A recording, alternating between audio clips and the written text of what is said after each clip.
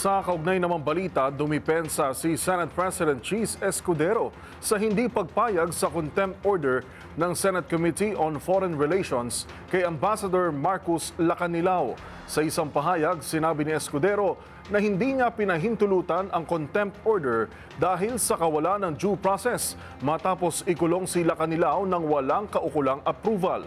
Pinasarangan din ni Escudero si Senator Amy Marcos, ang chairperson ng naturang komite, na huwag gamitin ang Senado bilang platform ng kanyang personal political agenda. Anya, inilabas ng senadora ang pahayag ukol sa contempt order bago pa man siya makatanggap ng kopya nito. Samantala, naglabas naman si Escudero ng show cause order kay Lacanilao at pinagpapaliwanag kung bakit hindi ito dapat ipa-cite in contempt.